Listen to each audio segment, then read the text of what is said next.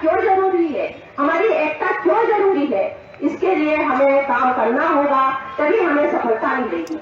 क्योंकि भोपाल में हमारा संख्या बल ही हमें सफलता दिला सकता है। साथ ही हमारे यहाँ पर जो मातृशक्ति बैठी हुई है, उनसे भी मैं नम्र निवेदन करना चाहूंगी कि मातृशक्ति, हमारी अन्य मातृशक्तियों को जागृत करें। क्योंकि आप ये अच्छी तरीके से जानती है कि जब भी भोपाल में कोई आंदोलन होता है तो वहाँ पर मातृशक्ति सबसे आगे होती है, और जहाँ पर मातृशक्ति आगे होती है और जहाँ उनका संख्याबल होता है, शासन को झुकना पड़ता है। तो पुनः मैं आप मातृशक्ति से निवेदन करना चाहूंगी कि हमारी जो बहनें आज यहाँ पर उपस्थित नहीं हुई है, उनसे आप निवेदन करें, उन्हें नम्र निवेदन करके ये बात करें कि यदि पुरानी पेंशन लेना है तो हमें जागृत होना है और सभी मातृशक्ति को लेकर हमें भोपाल चलना है। साथ ही आज मैं इस मंच से हमारी मध्य प्रदेश शासन और हमारे मुख्यमंत्री जी को भी ये आह्वान करना चाहती हूँ, ये कहना चाहती हूँ, ये निवेदन करना चाहती हूँ कि माननीय आप हमारे जो अभी कुछ विगत 3-4 सालों में हमारे जो साथी रिटायर्ड हो चुके हैं, उनकी बददुआ मत लो। आज उनके परिवार मतलब मजदूरी करने को मजबूर है, हमारे साथी हमारी बहनें सिलाई करने को मजबूर है, किसी प्राइवेट स्कूल में कार्य करने को मजबूर है। आप उनके परिवार की बददुआ मत लीजिए और तत्काल पुरानी पेंशन बहाल कर दिए। पुरानी पेंशन बहाल उनको करना होगी, इसके लिए हमें एकजुट होना होगा।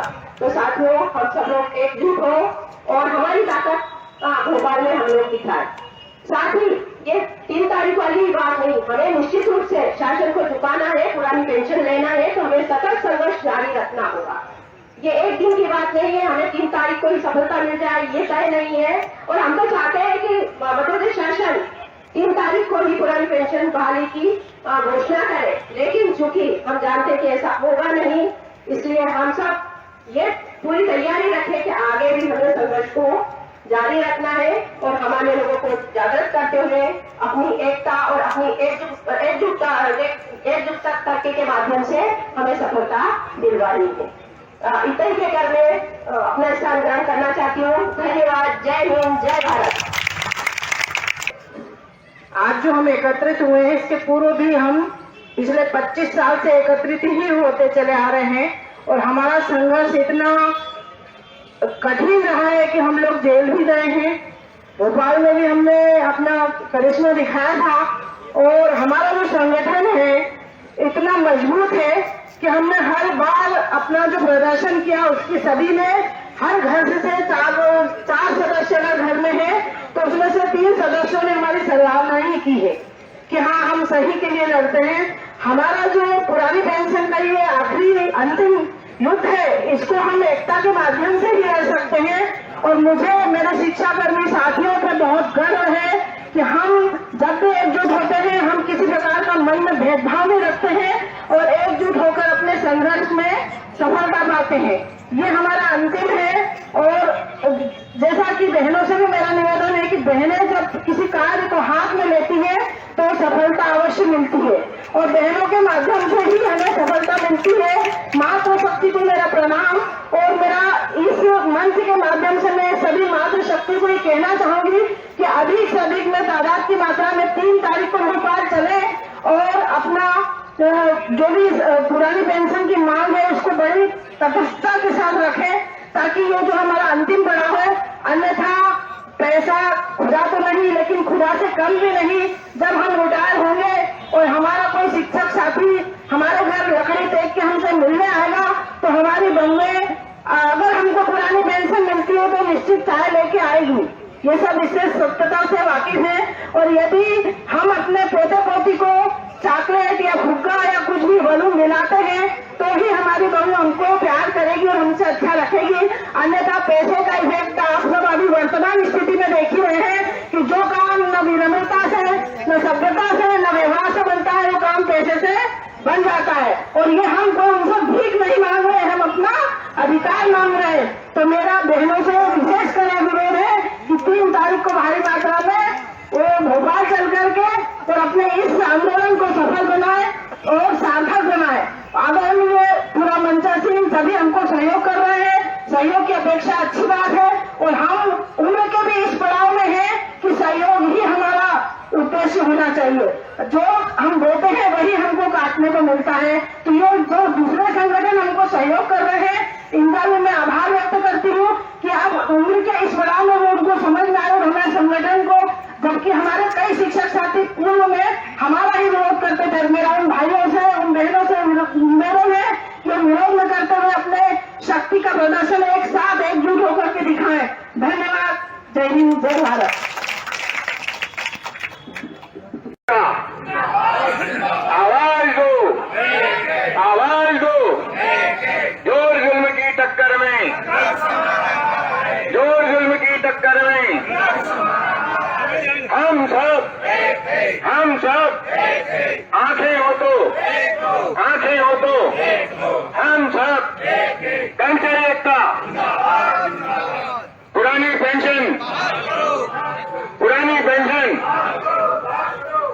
इन्हीं शब्दों के साथ बहुत सारी विस्तृत चीजें हो चुकी हैं और आगे की कार्रवाई के लिए मैं हमारे पार्टी को तांडव न्यूज के माध्यम से पुरानी पेंशन बहाली का संयुक्त मोर्चा जिला उज्जैन एक आंदोलन कर रहा है।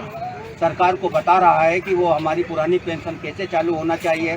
सरकार इस ओर ध्यान नहीं दे रही है, इसलिए समस्त शिक्षक संघ एक संयुक्त मोर्चा के रूप में आज माननीय कलेक्टर महोदय को एक ज्ञापन सौंपना चाहते हैं।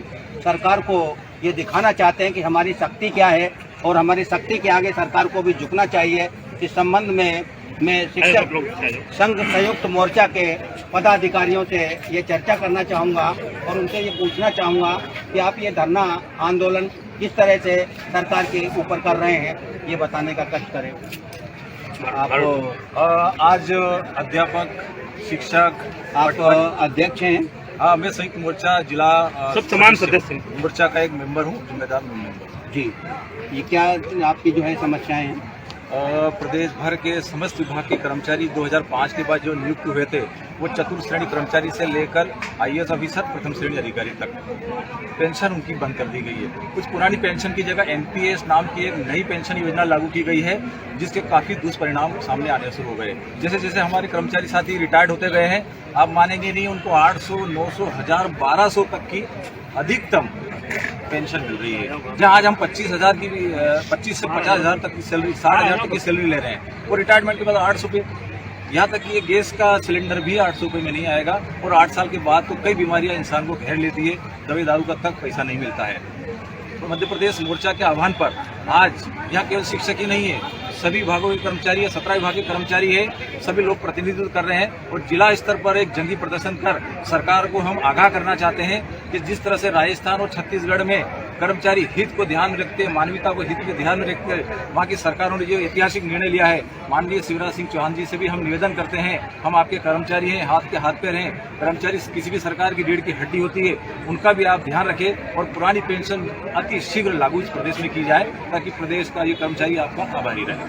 सरकार को आप अपने कितने वर्ष देते हैं सेवाओं के लिए?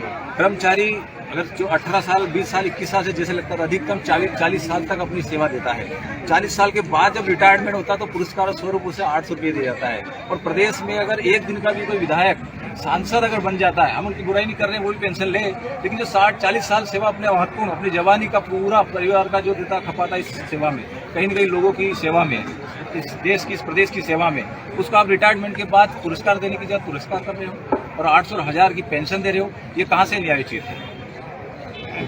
आप एक भविष्य निर्माता हैं जी, आपके ही द्वारा भविष्य का निर्माण होता है और देश के राष्ट्र का भी निर्माण होता है, लेकिन 40 साल सेवाओं के बावजूद जो आपको पुरस्कार सरकार के द्वारा मिलता है वो एक अंश मात्र है और उस अंश मात्र के लिए आप ये धरना प्रदर्शन जो भी कर रहे हैं, आंदोलन, ये उसी के लिए कर रहे हैं। और इसके आगे आपकी क्या है योजना? ये हमारा 33 चरण का प्रोग्राम चल रहा है आज पूरे प्रदेश में, जिला मुख्यालयों पे आप कहीं भी देख सकते हैं। इसके बाद हमारा आगामी जो रणनीति है, प्रदेश भर के समस्त पेंशन विहीन कर्मचारी 3 अप्रैल को भोपाल में एक जंगी प्रदर्शन करने जा रहा है और उस जंगी प्रदर्शन में हम भोपाल में परमिशन लगभग तय है हमारी और एक बड़ा कार्यक्रम हो रहा है। इस कार्यक्रम के बाद भी यह सरकार नहीं करती है तो एक बहुत बड़ा प्रदेश के ब्लॉकों और जेलों में लेकर बड़ा मूवमेंट खड़ा किया जाएगा। तो इस कार्यक्रम के अंदर के आगे आने वाले समय में क्या विद्यालयों में कामकाज भी बंद करेंगे? जी बिल्कुल बिल्कुल, विद्यालय सभी विभागों की बात हो रही है, या सिर्फ शिक्षा विभाग की बात नहीं हो रही, सभी विभागों की लोगों की बात हो रही है। तालाबंदी की भी नौबत अगर आती है, अब लेकिन मुझे जहाँ तक लगता है, व्यक्तिगत अगर बात करूँ तो हमारे जो प्रदेश के मुखिया हैं काफ़ी सहनशील हैं और काफ़ी लोगों की भावना को समझते हैं। आज तक कर्मचारियों को बहुत कुछ दिया है और मुझे पूरी उम्मीद है कि ये आने वाले चुनाव से पहले ही मध्य प्रदेश में शिवराज सिंह जी चौहान पेंशन पुरानी बहाल करें। ठीक हो गया, आप कुछ कहना चाहेंगे? सर बोल लीजिए, तो हम लोगों को रैली निकालने के लिए जाना है, क्योंकि प्रश्न तो पूछ लीजिए, नहीं तो आगे। अपनी प्रश्न है कि सरकार के आगे जब आप विरोध जताएंगे तो निश्चित ही सरकार आपकी बात को सुनेगी। ये लोकतांत्रिक व्यवस्था में धरना आंदोलन हमारा अधिकार है और लोकतांत्रिक ढंग से हम अपनी बात शासन तक पहुंचा रहे हैं। शांतिप्रिय हमारा आंदोलन है। अगर सरकार ने हमारे आंदोलन को दबाने की, कुचलने की या भोपाल जाने से रोकने की कोशिश की तो निश्चित रूप से ये आंदोलन तेज होगा और पेंशन मिलने तक हमारा संघर्ष जारी रहेगा। हम चाहते हैं कि माननीय मुख्यमंत्री महोदय शीघ्र पेंशन लागू करें।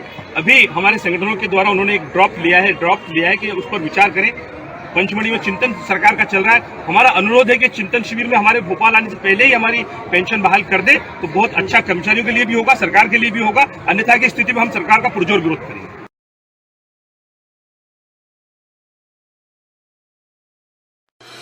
Rabindranath Tagore University, formerly known as ISECT University, the pioneers in skill development with focus on creating industry-ready professionals.